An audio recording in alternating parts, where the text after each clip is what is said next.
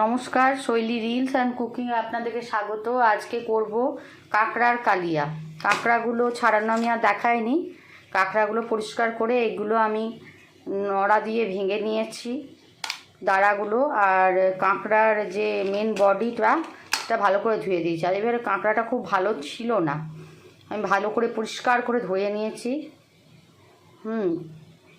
তো যাই হোক, তারপরে কাঁকড়ার কালিয়াটা বানাবো, দেখুন আস্তে আস্তে।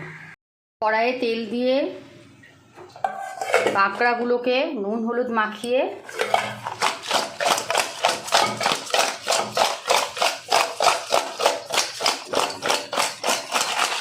ভেজে নেব। নুন হলুদ মাখিয়ে ভেজে দেবো। তেলটা গরম হোক, কাঁকড়াগুলো ভেজে তুলে রেখে আমি পেঁয়াজ, আদা, রসুন এবং টমেটো এবং মশলা সহকারে কষবো, কালিয়া বানাবো। আর একটু ঝাল ঝাল হবে, কাঁচা লঙ্কা, শুকনো লঙ্কা গুঁড়ো দিয়ে বেশ ঝাল ঝাল করবো, তাহলে ভালো লাগবে। আরেকটা জিনিস দেখায়, আজকে আমাদের পাড়ারই দিদি জয়শ্রীদি কেক বানিয়েছে, টি টাইম কেক।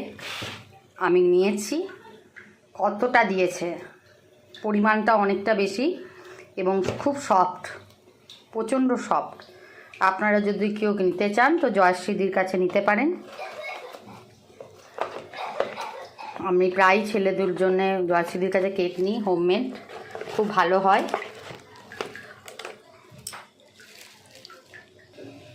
তেলটা আমার গরম হয়ে গেছে, আমি আঁচটা কমিয়ে দিলাম এবং কাঁকড়াগুলো দিয়ে দেব।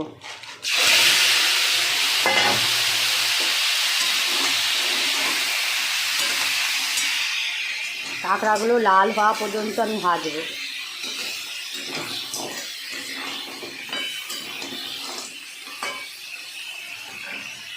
কাঁকড়াগুলো ভেজে তুলে রান্নাটা আমি দেখাচ্ছি।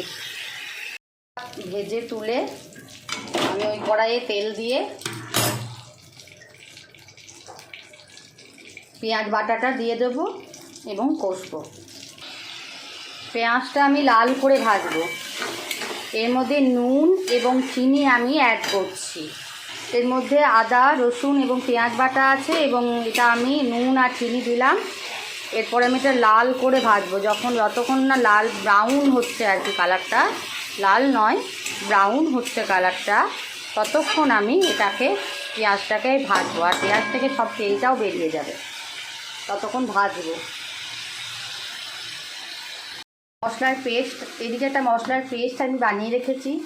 ধনে, জিরে, শুকনো লঙ্কা, ঝাল লঙ্কার গুঁড়ো, কাশ্মীরি মির্চের গুঁড়ো এবং ধনে, জিরে, হলুদ আর একটু গরম মশলা দিয়ে একটা পেস্ট বানিয়ে রেখেছি, যাতে আমার জলের মধ্যে দিলে একটা মশলাটা তেলে দিলে পুড়বেও না, এক নম্বর, আর আমার দিতেও সুবিধা হবে। আমার পেঁয়াজটা ভাজা হলে দেখুন আস্তে আস্তে কালার আসছে। পেঁয়াজটা ভাজা হলে আমি টমেটোটা দিয়ে দেবো।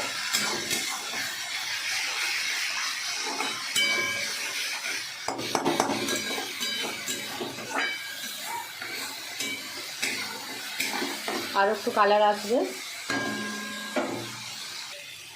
পেঁয়াজটা দেখুন প্রায় ব্রাউন কালার হতে চলেছে।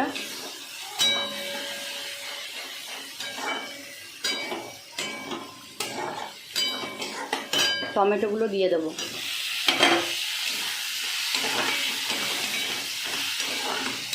আঁচটা কমিয়ে দেবো যতক্ষণ না টমেটোটা গলছে।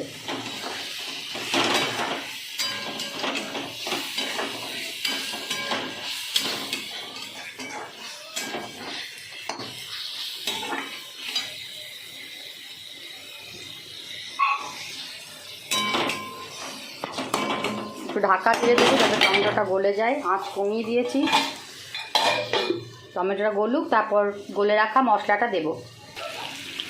টমেটো দেখুন একটু নরম হয়ে গেছে, পুরোটা গলে গেলেও দেওয়া চলে, কিন্তু আমার যেহেতু তাড়াহুড়ো আছে, গুলে রাখা মশলাটা দিয়ে দিলাম। একটু মশলাটা আমি কষাবো।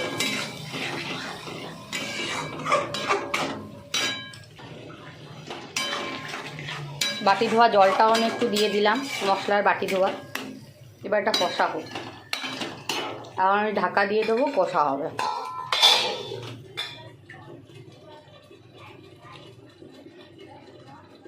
আমার কষা হয়ে গেছে, তেল ছেড়ে দিয়েছে।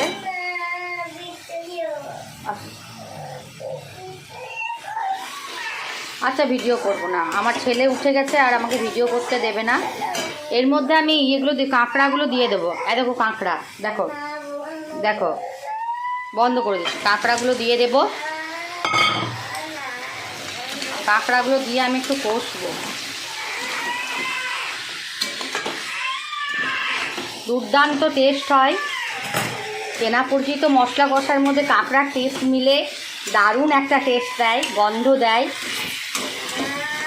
একটু কষাটা হোক, কষাটা হয়ে গেলেই আমি গরম জল দিতে পারেন, আমি ফিল্টারের জল দিচ্ছি। তারপর ফুটতে হবে, ফুটে উঠলেই নামিয়ে দেবো। ঠিক আছে, আমি জল ঢেলে দিয়েছি। ভয় লাগছে, আমার ছেলের খুব জ্বর, সেই জন্য আমাকে রান্না করতে দিচ্ছে না।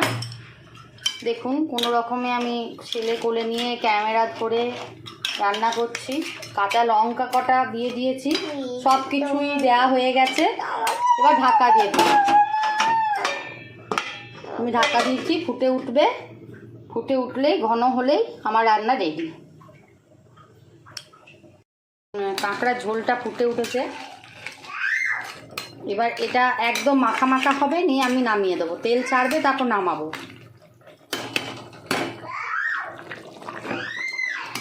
সব কিছুই দেওয়া হয়েছে, একটু ঘি দিয়েছি, গরম মশলা সব দেওয়া হয়ে গেছে।